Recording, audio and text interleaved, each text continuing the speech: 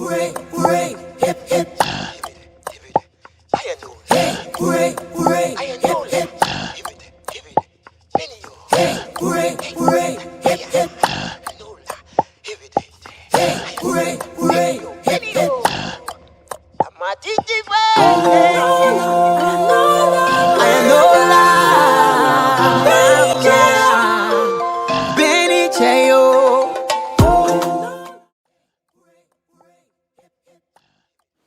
As we continue with our program,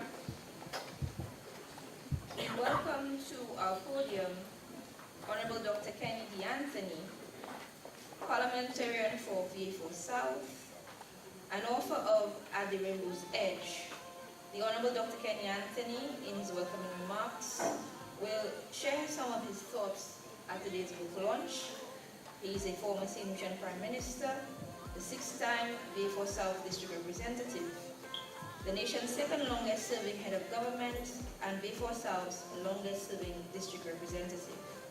He has been described as fostering a kinder and gentler country, professionalizing and modernizing the civil service and national governance, and giving the nation universal secondary school education.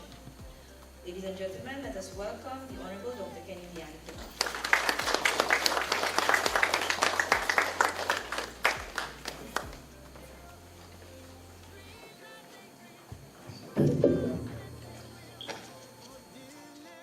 And I'm happy that many of them have journeyed from the north to us here in VFort South. So that adds a very special dimension and a very special quality to the proceedings this afternoon. Obviously, there are many faces from VFort South, and to those two, I'd say what a pleasure it is to see all of you, as always. Right, so thank you for those very kind comments. I see that already my history as a politician is being encapsulated. And of course, well, thanks to Dr. Anderson, it's been encapsulated and encapsulated and summarized. So this is interesting. People like me obviously have to answer to history, and very clearly, we may not be around for the historical verdict, but nevertheless, it is good to see the unfolding verdict, as happens to be the case here. Sometimes the truth of history is unrecognizable. It stares you in the face, but you do not see it, or you do not find it. More often than not, it is in the hearts and souls of men and women. Sometimes, too, it's all interred in their bones, when, of course, they all depart of the silent continent. It's really just to say to you, despite the heaviness of the language, that many of us will go to our graves with secrets. And true history can never really be fully known, because so many secrets of what has shaped our lives and our politics remain unsaid, undiscovered, and unspoken. You see, sometimes some believe that history can only be what we feel, see, or hear. These are the observable facts and phenomena, and even these phenomena or facts can be given different interpretations, even if all of us were witnesses to what we judge. I can bet you all of us will look at an unfolding situation, look at phenomena, but when it's all turned to write and to summarize, we may say different things about what we saw and what we observed. And that is very normal, very usual, because our senses differ, our sharpness differs. Of course, you know and I know that sometimes too embellishments become history. And so really what I'm trying to say is that history can only be unlocked if we search for its hidden secrets. What motivates men and women will remain mysterious, buried deeply in the intricacies of their minds and beings, unless, of course, they're tempted to betray themselves. In this book, Dr. Reynolds has given us a powerful introduction into one of St. Lucia's bewildering and enigmatic political figures, George Odlum. And he has done so in an interesting style. Dr. Reynolds makes it clear that his is not a definitive history of George Odlum. Rather, he invites us to review the legacy of George Odlum through the eyes of those who spoke about him in tributes and eulogies, in the words of George Odlum himself, and then in the words of those whom I would simply describe as his admirers. Many will come, or will welcome rather, this contribution to our literary scholarship. And there are pieces in here that will obviously attract a lot of attention. First, there is the eulogy of Ralph Gonzalez at the official funeral of George Odlum. And then there is also George's own moving eulogy to Tim Hector at his funeral in Antigua. These really are priceless contributions, and I believe will warm the hearts of many, because many have actually asked for the text of those speeches, of those eulogies. So there are many reasons to be grateful to Dr. Reynolds for this admirable book. He has resurrected a complex but often misunderstood legacy, inviting others to undertake the more clinical analysis that history's judgment demands. Truth be told, Dr. Reynolds has satisfied the first requirement of being a good writer in this context. He has succeeded in exciting our literary imagination into the lives of politicians, both famous and infamous. There is no question that George Odlum was a gifted and brilliant man. He was in my eyes a complex, as I said, enigmatic, and I would add a contradictory human being. But then, who among us, despite our towering accomplishments, do not have frailties of one kind or another? All of us have. Beyond doubt, George was a mesmerizing rhetorician. Few could hear him and not be moved. And many cried when he stood on the platform and he spoke to the people of St. Lucia. Indeed, if one were to extend and to say that politics created cultism, there is no question that George Odlum was so powerful that he perhaps unleashed his own cult, not in a negative sense, but in a positive sense of the lasting impressions he created through his platform performances. Never have I met anyone anywhere who could write with such clarity and perfection. His prose flowed interruptedly, but cascading when it needed to be. Many years ago, while still a student at the University of the West Indies, I worked at the Crusader helping to prepare the weekly editorials and Saturday issues for publication. When the editorials were due, it was my responsibility to call George to let him know that it was time to send in the editorials. George would sit somewhere quietly, often in his father's barber shop, pen an editorial and send the text to us to type set for publication. I received these editorials, and I'll tell you this, they were flawless, absolutely flawless. Sometimes there would be one single word crossed out and replaced by another. But unlike many other writers who would write, cross out, write again, cross out, write again, cross out, never George Odlum. I had never seen that quality of mind before, that quality of skill before in my life. And certainly I can tell you, I don't write like that. I write, cross out, write again, cross out, write again, go to sleep, wake up, cross out, until I think I finally discovered what I wanted to say. George Odlum was a genius. He was different. George, truth be told, George hated writing speeches. But for me, he was like an extempo calypsonian, preferring his lyrics in song and in delivery in the moment they became new. He understood political theater. He brought theater to politics. It is true that I refined it by my own style of campaigning in a different direction. But there was no question that that was one of his major contributions to the politics of social theater. The only time that I ever persuaded George to write a speech was sometime in 1980. At the time, I was appointed as a special advisor in the Ministry of Education en route to becoming the Minister of Education. And we decided to schedule and hold a consultation in education.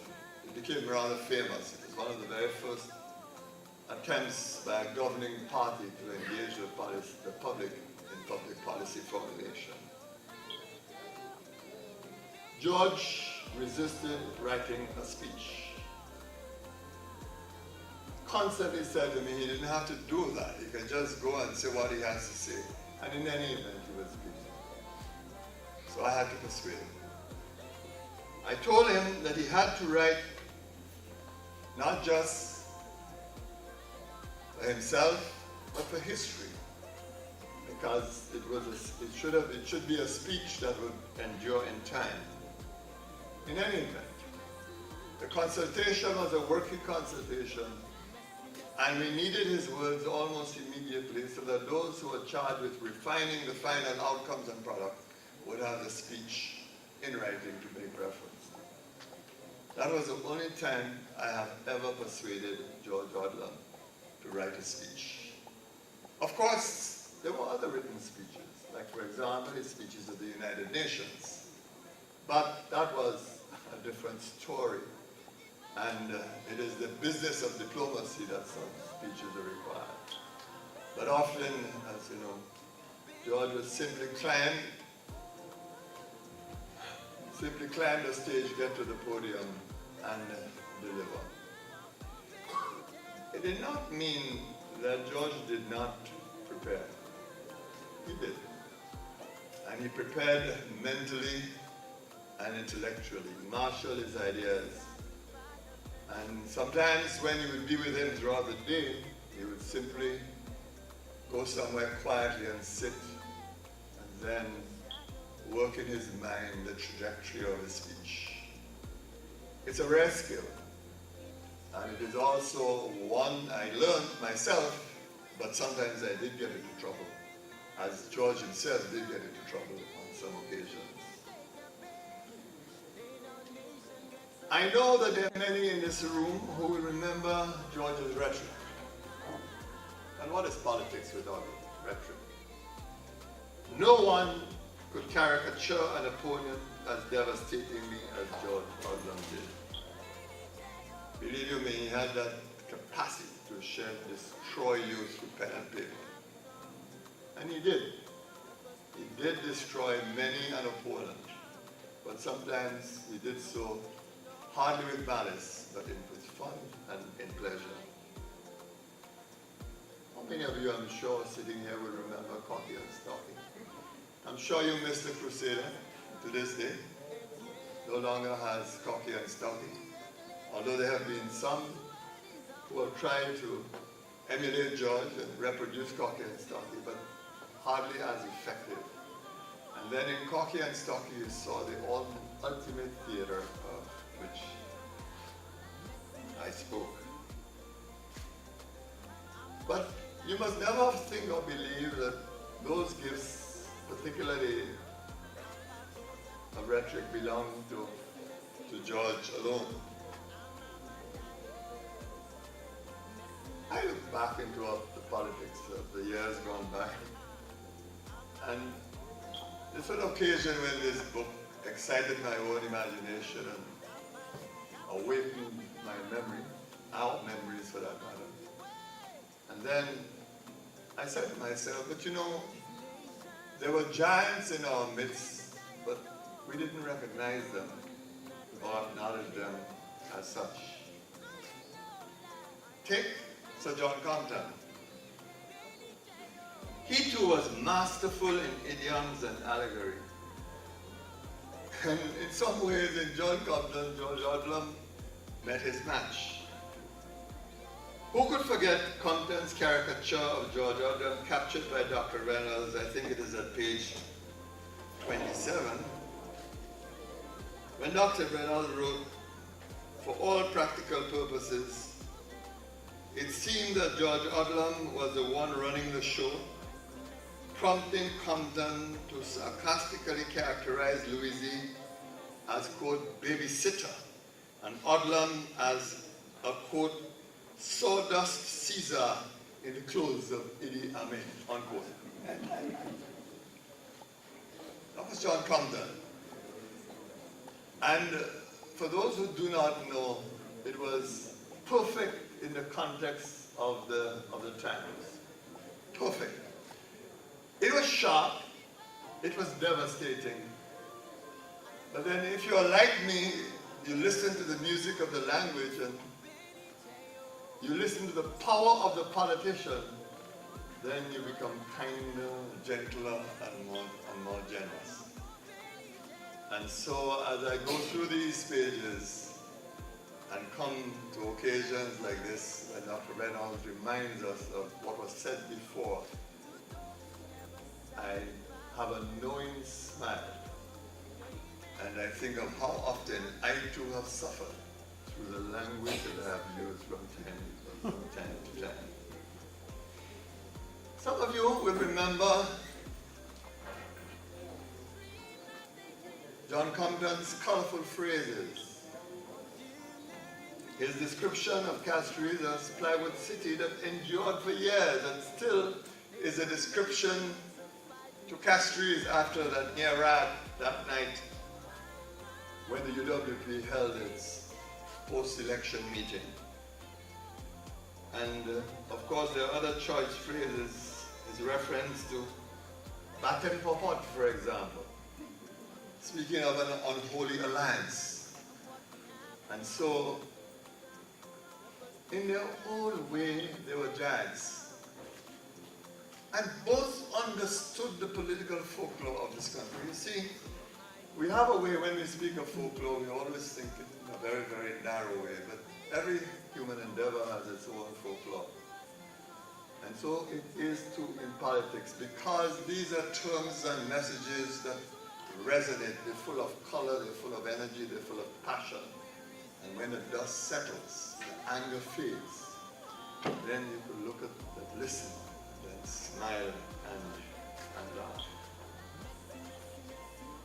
You will see from what I've just said, and I can't be long because I'm only asked to give remarks, not doing any incisive analysis of the book before me. But reading through the pages has brought back its own nostalgia, some pain, some reflection, and of course an opportunity for me to bear witness. And perhaps to share with you what I mean that sometimes when we do not know the secrets of history behind things. And I'm going to use two examples, not in criticism of anything, but because I too have an opportunity to bear witness to the historical event that existed. The first of all is one I touched recently. It is Dr. Anderson's reference at page 26 to what occurred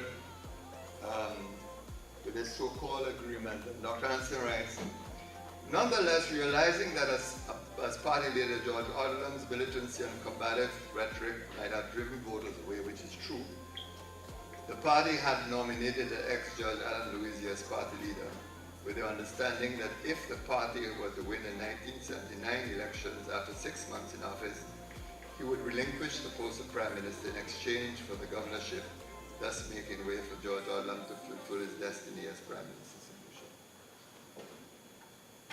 My version is slightly different, because I could bear witness. I was not at the meeting, could not be, because because I was a student returning to university. But 2 days after the general election, so Alan Louise, then Alan Louise, came to my house. I lived at Safi in those days. And he said to me, it was rough last night, really rough. I said, why, what happened? I mean, you've just had a handsome history, so you should be, over the moon, 12-5. Last night, the boys made an effort to remove me as party leader and appoint George as Prime Minister. I said, really? So I said, how do you resolve that? He then said to me that the meeting became so difficult, so tumultuous, that he was compelled to agree to the formula that Dr. Anderson described, that he would remain as Prime Minister for 6 months. And then, after 6 months, George would become Prime Minister, and he would then move to become Governor General. In other words, I'm confirming that to the best of my knowledge and information, because it came from Mr. Louise himself, Mr. Allen himself, that there was an agreement that George would be Prime Minister after 6 months. But at the timing, the agreement actually occurred 2 days after the general elections. He then said to me why he really came to see me, and that was to offer me the post of Minister of Education. At the time, I was 28 years old. And I said to him, but you know, Prime Minister, I hope that this offer as well was not any deal struck between the two sections of the party. He said, no. It was a unanimous decision by both sides that we invite you to become the Minister of Education. And I did share something in Parliament recently that I would repeat, because these facts sometimes we don't know. And it's important, especially in the case of the young students who are here. And this was 1979, 1980, it's 28 years.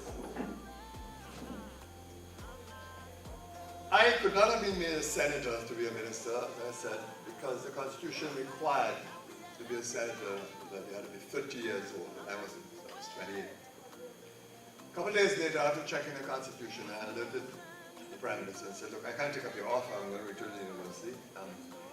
You have to be 30 to be a senator. His response to me, well, I wouldn't worry if I were you. We have all agreed that, we have checked it, we have all agreed we're going to amend the Constitution to reduce the age to 21, which in any event, he said, we had told the then government delegation to the constitutional talks in London that they should really reduce the age from 28 to 21. Sorry, from 13 to 21. But they did not agree to do so. So we have an opportunity to do so. Lo and behold, the first round of the differences and skirmishes between the two wings occurred. And then by 1980, of course, we had a devastating Hurricane Allen. And just before then, I had resigned. And the reason why I had resigned was that I then became a symbol of the conflict between the George faction as against the Louise faction. But I did not offend George or Peter or Mikey or that group. I offended someone in Mr. Louise's faction. A minister had come to me and had said to me that his son did not get the required marks to attend St. Mary's College. Because at the time we had just introduced a new system of allocating places through the examination as you know it today. I told him no, I couldn't do it. Because to have done that would mean that the members of the public would have no confidence in what we are trying to do, and in any event it's unfair, it's wrong. He looked at me and said to me, oh, it's unfair, it's wrong. We will see when it comes, of course, to the amendment to allow you to become a minister in the Senate. I said, okay, that's fine. Of course, When the skirmish broke out, and with this information I resigned the first time, but I was sent to VFort to manage the arrival of supplies from the United States after the devastating Hurricane Allen in 1980. Shortly after, I returned to the government. But of course, when the Labour Party decided to amend the Constitution to reduce the age from 30 to 21, I was in fact by then 30 years old. So I didn't benefit from the amendment, but I'm happy it was done because that is responsible for the fact that we have now several young persons in the Senate institution because of this amendment. That's why when we hear talk of constitutional amendment, perhaps we should take a second look and not be so as agitated as we are and so dismissive as we can easily be. The second I want to share with you, again, just to show you the power of history and why sometimes we need to delve a little deeper into things. This time I have selected a reference at page 275 by Modest Downs. And Modest, in the middle of that page, talks about the manifesto of the Senatorial Labour Party in 1979. I don't know how many of you will be around to remember that manifesto, the very bright color on the page of the manifesto. The question is, who wrote the manifesto? How was it done? Modest quotes a description of the ownership of land in St. Lucia, and this is the description. I'm going to read it. Estates larger than 500 acres are owned by roughly 17 persons and cover 32,000 acres of agricultural land. 8 families own over 13,251 acres, while 15,049 acres are owned by 6 foreign individuals or companies. On the other hand, more than 4,000 families in St. Lucia have to struggle for living on farms of less than 1 acre in size. What this has included is to buttress the argument that had George Odlum become Prime Minister, he would have engaged in a policy of extensive land reform. But guess what? Where did this description in the manifesto come from? I'll tell you.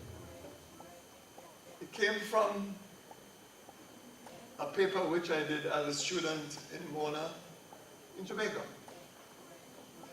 And it was an attempt to arrive at some understanding of who owned the St. Lucian economy back in 1979. And it followed an example set by an illustrious character, I say, from Barbados. And I say character because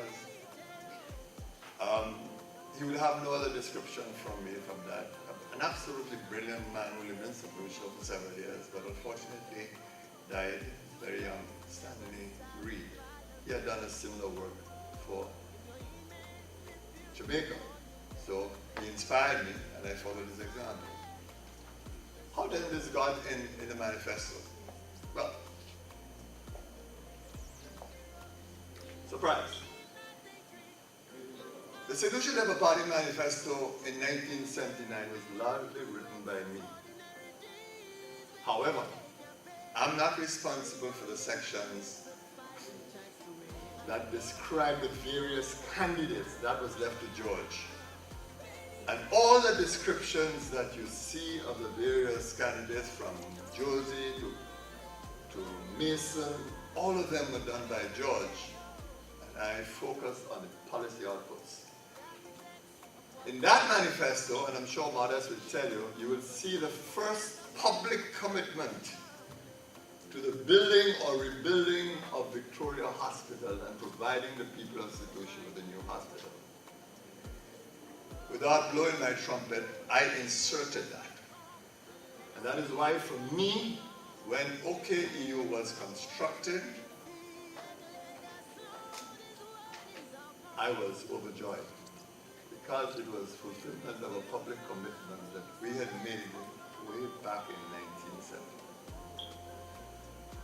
I share those little things with you Maybe you might think they are secrets, just to tell you that history is not always what it seems to be.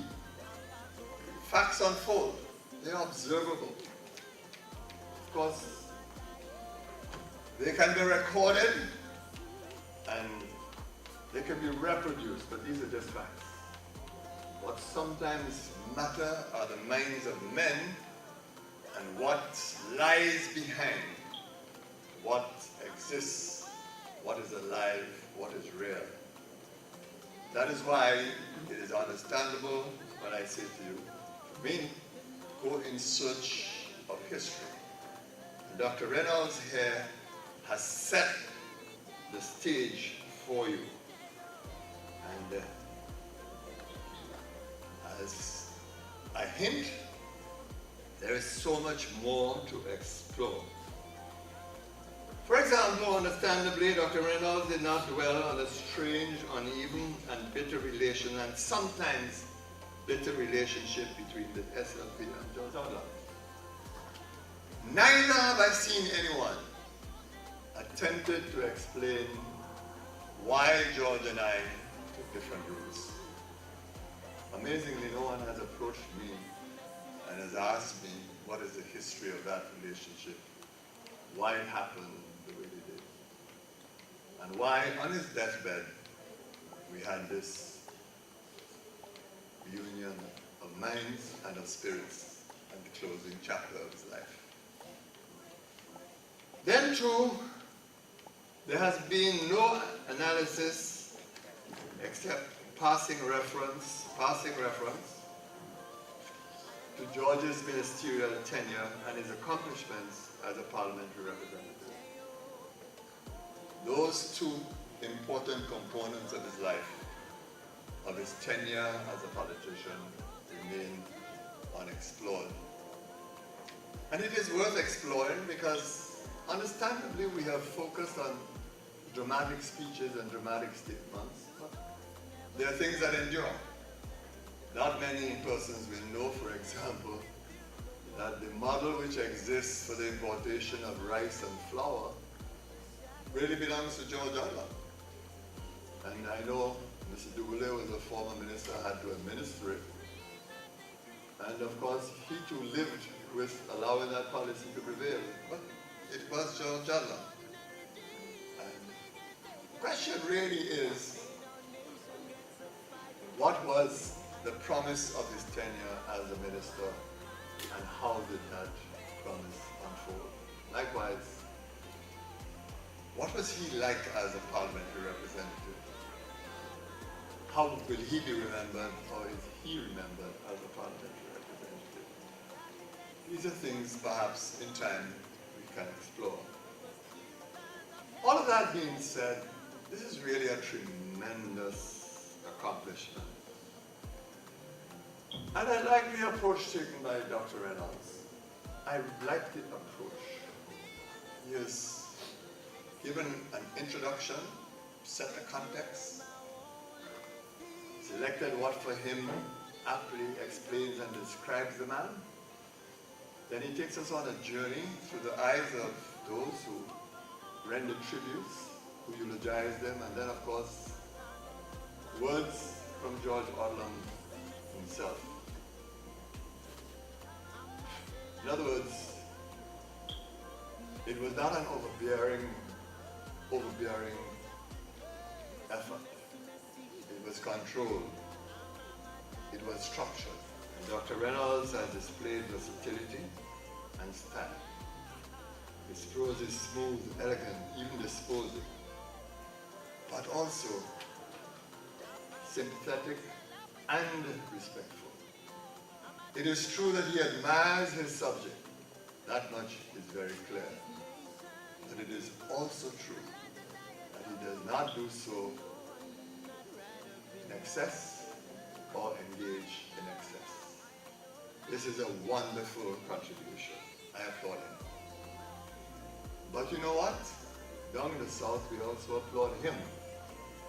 And I mean no offense to those of you who are from the North when I say he belongs to us. He belongs to us in VFort South. Thank you very much.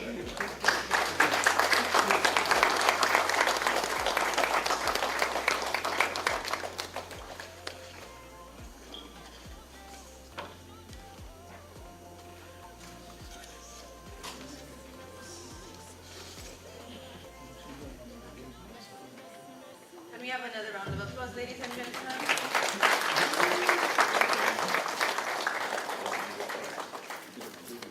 Before transitioning to what is next on our program, I felt the need to apologize to you for two things this evening. We said that Dr. Anthony would give remarks. I'm so sorry. We got a wonderful feature address, so let us give him another round of applause. We also said that this is a book launch, but I think if we are honest, we know that it is more than a book launch today. And the various components that come together tell the story of why writing history is important. Telling your story is powerful, and I think, Dr. Anthony, I know that you have entered into many phases of your life, but you have a responsibility to write your own autobiography and to tell your own story so that others don't tell it for you. So this is our personal challenge to you, to tell the story that needs to be told while you are in the land of the living.